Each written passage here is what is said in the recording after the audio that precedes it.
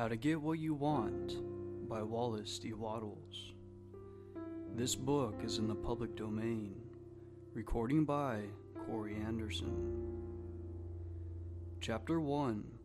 Definition of Success.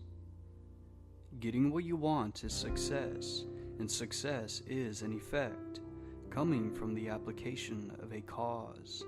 Success is essentially the same in all cases. The difference is in the things the successful people want, but not in the success. Success is essentially the same, whether it results in the attainment of health, wealth, development, or position. Success is attainment, without regard to the things attained, and it is a law in nature that like causes always produce like effects. Therefore, since success is the same in all cases, the cause of success must be the same in all cases. The cause of success is always in the person who succeeds. You will see that this must be true, because if the cause of success were in nature, outside the person, then all persons similarly situated would succeed. The cause of success is not in the environment of the individual, because if it were, all persons within a given radius would be successful, and success would be wholly a matter of neighborhood. And we see that people whose environments are practically the same, and who live in the same neighborhood, show us all degrees of success and failure. Therefore, we know that the cause of success must be in the individual and nowhere else. It is therefore mathematically certain that you can succeed if you will find out the cause of success and develop it to sufficient strength and apply it properly to your work. For the application of a sufficient cause cannot fail to produce a given effect. If there is a failure anywhere of any kind, it is because the cause was either not sufficient or was not properly applied.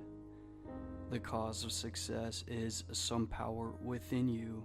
You have the power to develop any power to a limitless extent, for there is no end to mental growth.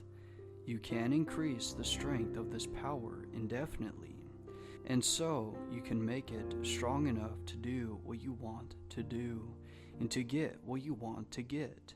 When it is strong enough, you can learn how to apply it to the work, and therefore you can certainly succeed.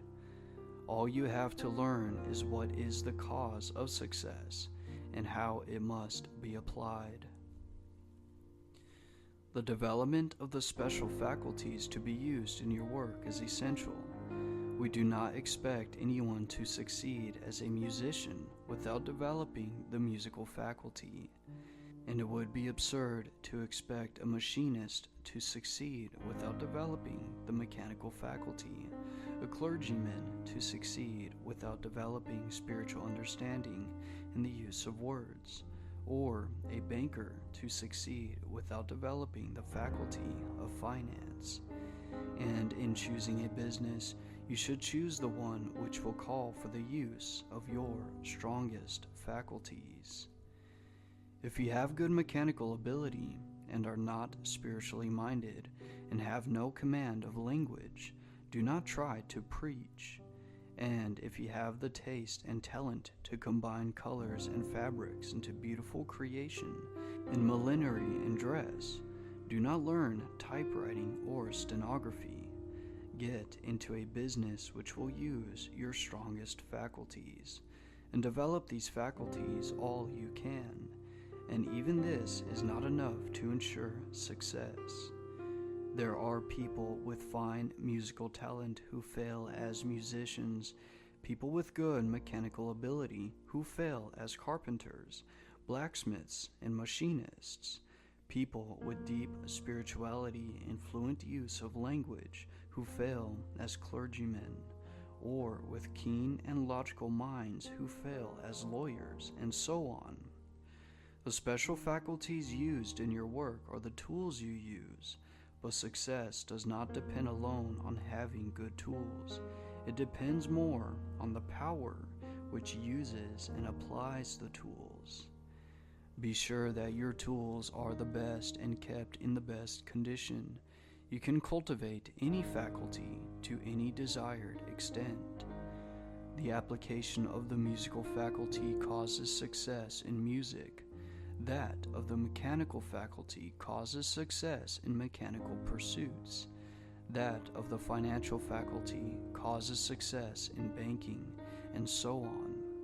And the something which applies these faculties, or causes them to be applied, is the cause of success. The faculties are tools. The user of the tools is you, yourself. That in you which can cause you to use the tools in the right way, at the right time, and in the right place is the cause of success. What is this something in the person which causes him to use his faculties successfully? What it is and how to develop it will be fully explained in the next section. But before taking that up, you should read this section over several times, so as to fix upon your mind the impregnable logic of the statement that you can succeed. You can, and if you study the foregoing argument well, you will be convinced that you can. And to become convinced that you can succeed is the first requisite to success.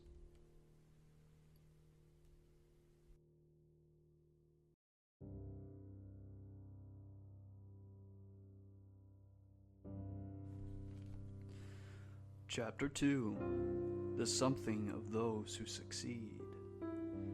The faculties of the human mind are the tools with which success is attained, and the right application of these tools to your work or business will do it successfully and get what you want.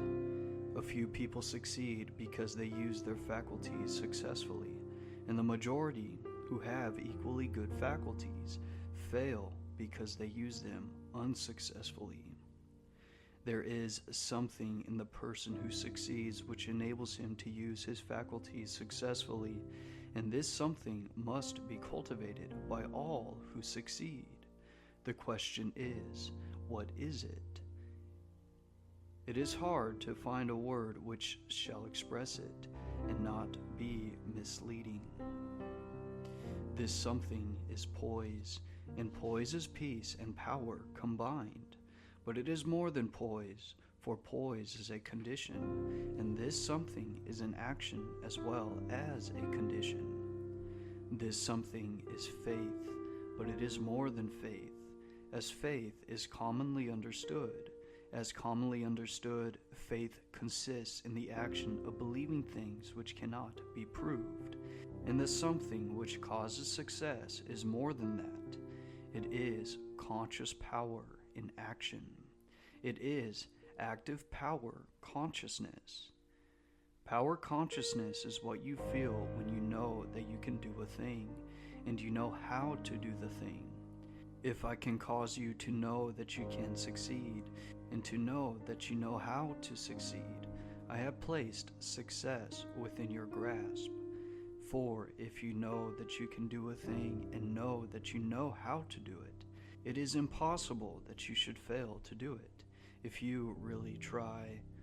When you are in full power consciousness, you will approach the task in an absolutely successful frame of mind. Every thought will be a successful thought, every action a successful action, and if every thought and action is successful, the sum total of all your actions cannot be failure. What I have to do in these lessons, then, is to teach you how to create power consciousness in yourself, so that you will know that you can do what you want to do, and then to teach you how to do what you want to do. Read again the preceding section. It proves by unanswerable logic that you can succeed. It shows that all that is in any mind is in your mind, the difference, if any, being in development. It is a fact in nature that the undeveloped is always capable of development. We see then that the cause of success is in you and is capable of full development. Having read this, you must believe that it is possible for you to succeed, but it is not enough for you to believe that you can. You must know that you can, and the subconscious mind must know it as well as the objective mind.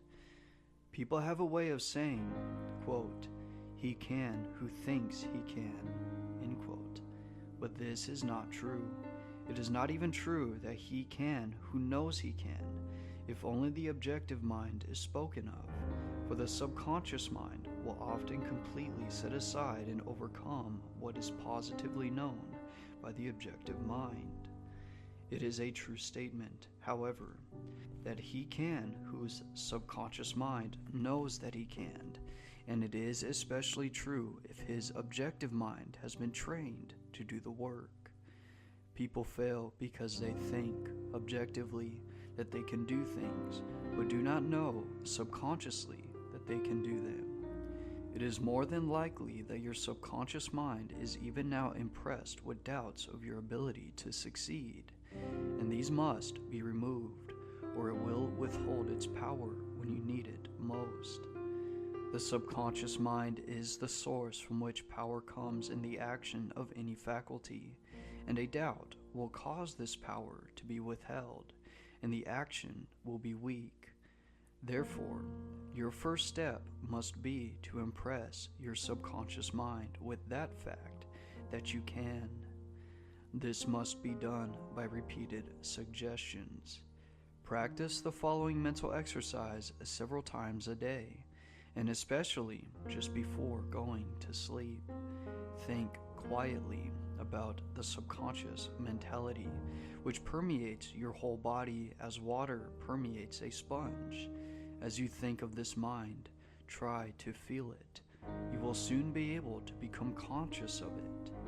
Hold this consciousness and say with deep, earnest feeling, quote, "I can succeed. All that is possible to anyone is possible to me. I am successful. I do succeed, for I am full of the power of success," end quote. This is the simple truth. Realize that it is true and repeat it over and over until your mentality is saturated through and through with the knowledge that you can do what you want to do. You can, other people have, and you can do more than anyone has ever done, for no one has ever yet used all the power that is capable of being used. It is within your power to make a greater success in your business than anyone has ever made before you. Practice the above auto-suggestion for a month with persistence, and you will begin to know that you have within you that which can do what you want to do. And then you will be ready for the next section, which will tell you how to proceed in doing what you want to do. But remember that it is absolutely essential that you should first impress upon the subconscious mind the knowledge that you can.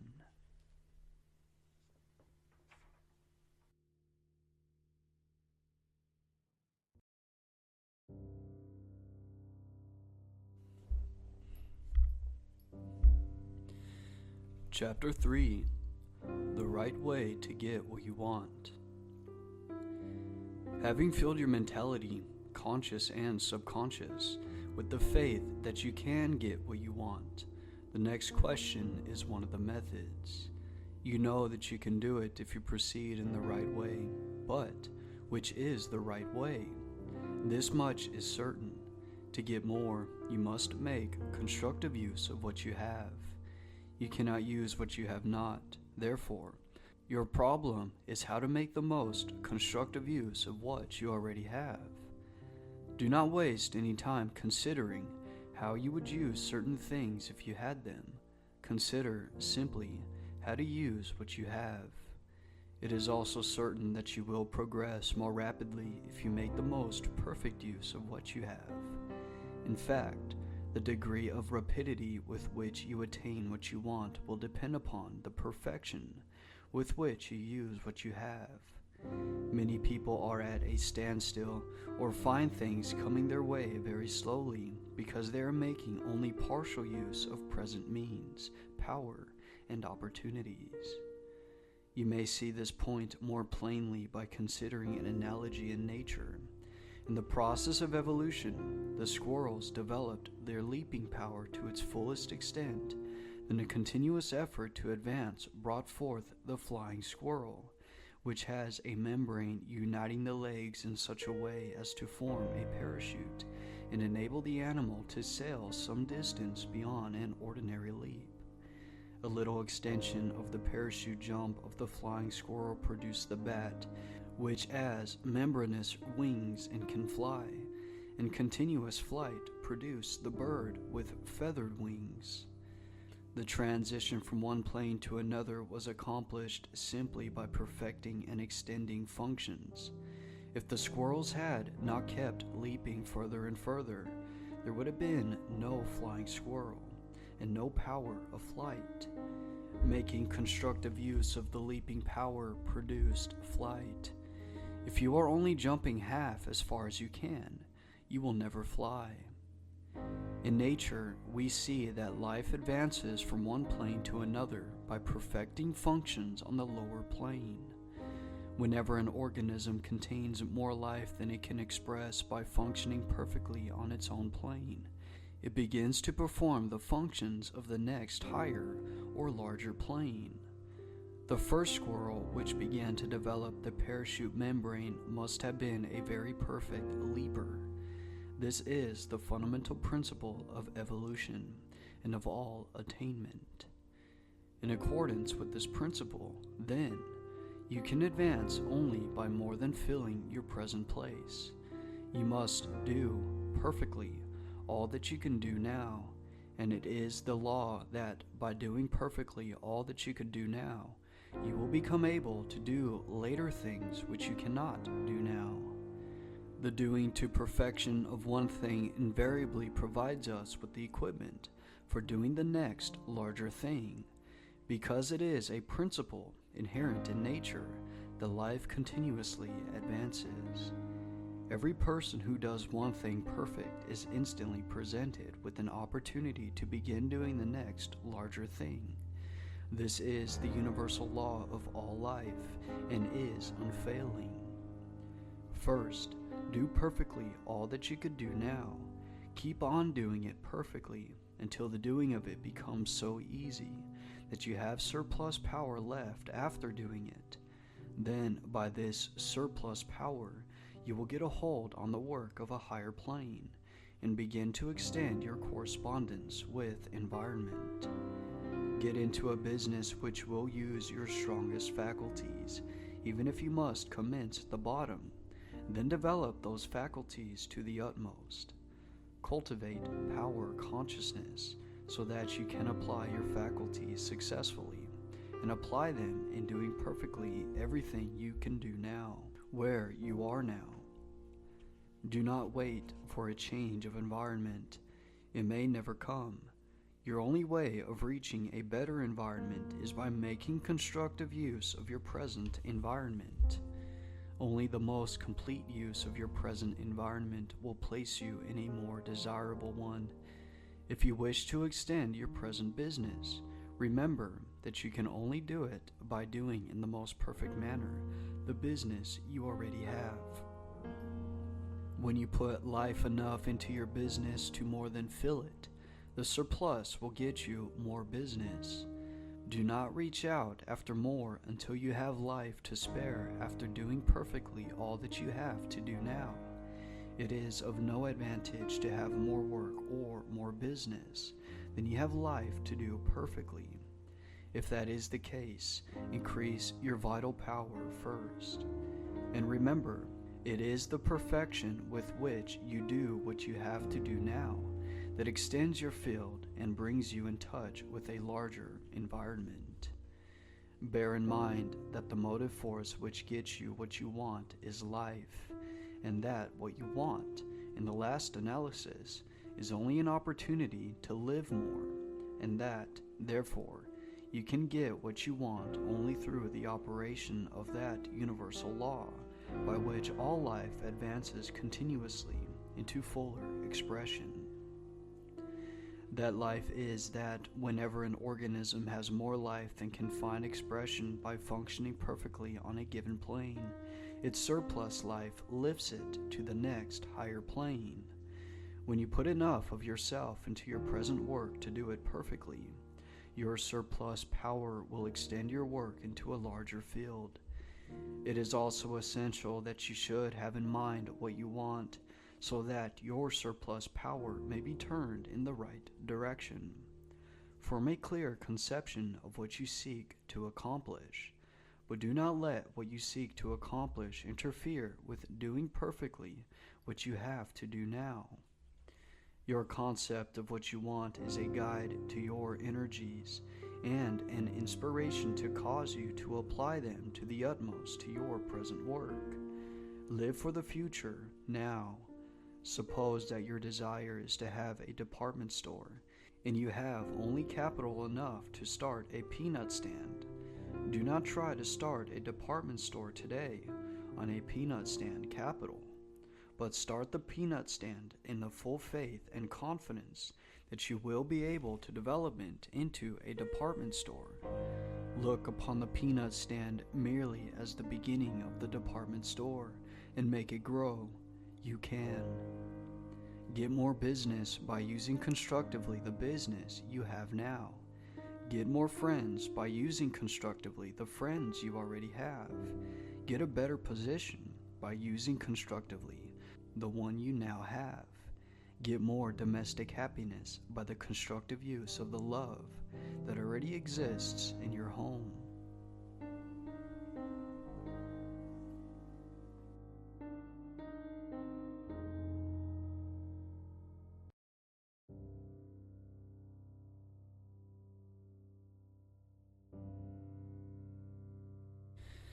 Chapter 4.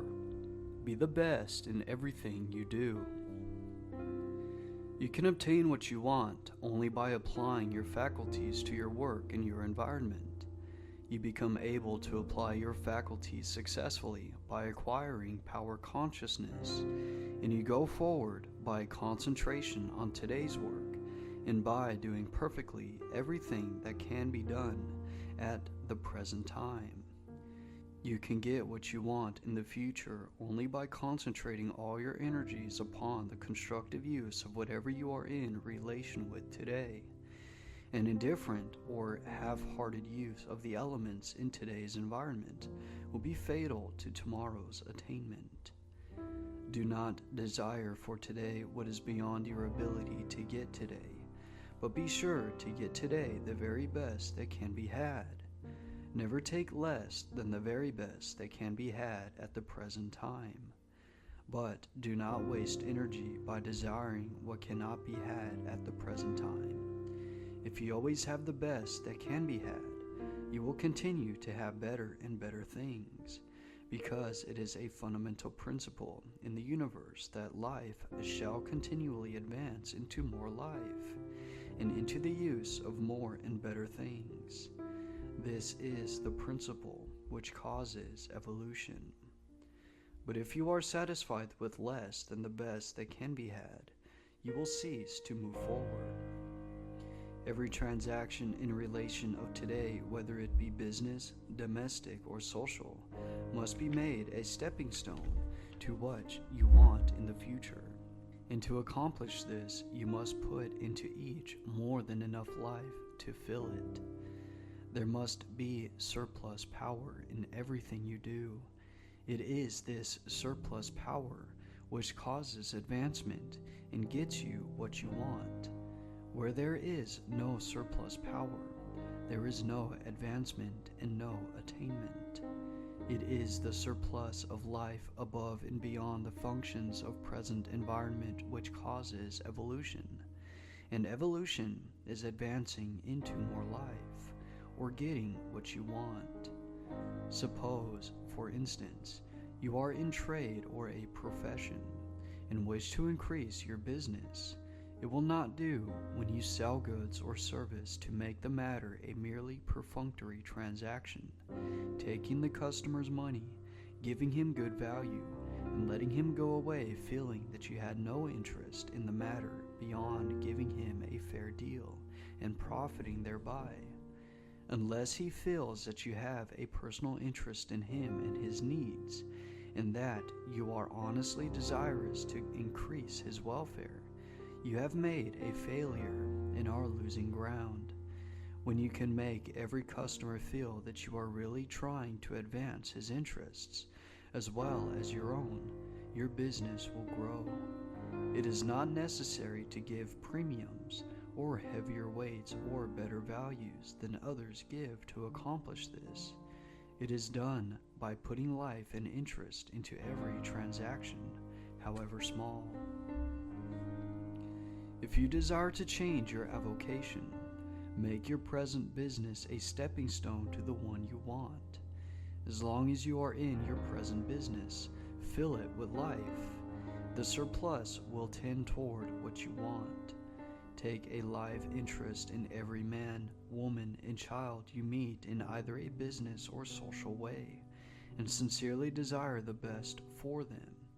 They will soon begin to feel that your advancement is a matter of interest to them, and they will unite their thoughts for your good. This will form a battery of power in your favor and will open ways of advancement for you.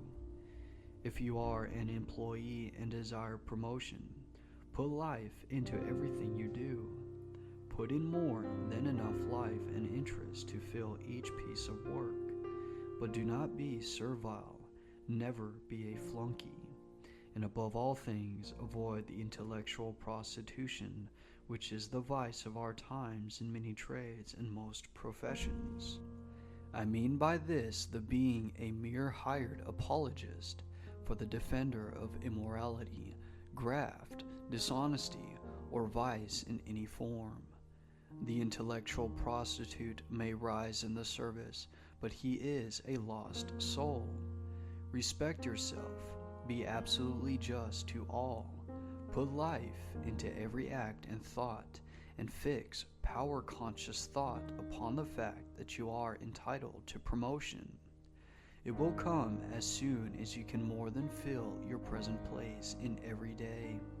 If it does not come from your present employer, it will come from another. It is the law that whosoever more than fills his present place must be advanced. But for this law there can be no evolution and no progress, but mark well what follows. It is not enough that you should merely put surplus life into your business relations. You will not advance far if you are a good business person or employee, but a bad husband or wife, an unjust parent, or an untrustworthy friend. Your failure in these respects will make you incapable of using your success for the advancement of life, and so you will not come under the operation of the constructive law. Many people who fulfill the law in business are prevented from progressing because they are unkind to their spouses or deficient in some other relation of life. To come under the operation of the evolutionary force, you must more than fill every present relation. A telegraph operator desired to get away from the key and get onto a small farm, and he began to move in that direction by being good to his wife. He courted her without any reference to his desire, and from being half indifferent, she became interested and eager to help. Soon they had a little piece of ground in the edge of the town, and she raised poultry and superintended a garden while he pounded the key. Now they have a farm, and he has obtained his desire. You can secure the cooperation, not only of your wife, but of all the people around you by putting life and interest into all your relations with them. Put into every relation, business, domestic, or social, more than enough life to fill that relation. Have faith, which is power consciousness. Know what you want in the future, but have today the very best that can be obtained today. Never be satisfied at any time with less than the best that can be had at that time.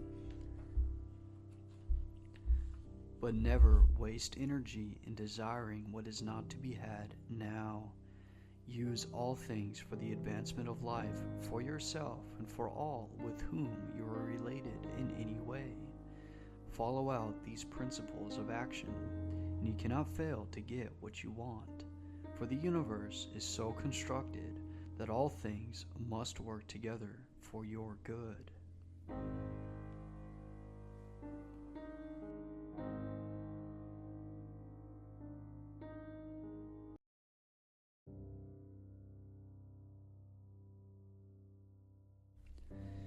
Chapter 5. Final Considerations. Wealth culture consists in making constructive use of the people and things in your environment. First, get a clear mental picture of what you want. If your present business or profession is not the one most suitable to your talents and tastes, decide upon the one which is most suitable, and determine to get into that business or profession, and to achieve the very greatest success in it. Get a clear idea of what you want to do, and get a mental concept of the utmost success in that business or profession, and determine that you will attain to that. Give a great deal of time to forming this concept or mental picture. The more clear and definite it is, the easier will be your work. The man who is not quite sure what he wants to build will put up a wobbling and shaky structure. Know what you want and keep the picture of it in the background of your mind night and day. Let it be like a picture on the wall of your room, always in your consciousness, night and day, and then begin to move toward it. Remember that if you have not the fully developed talent now, you can develop it as you go along, and you can surely do what you want to do.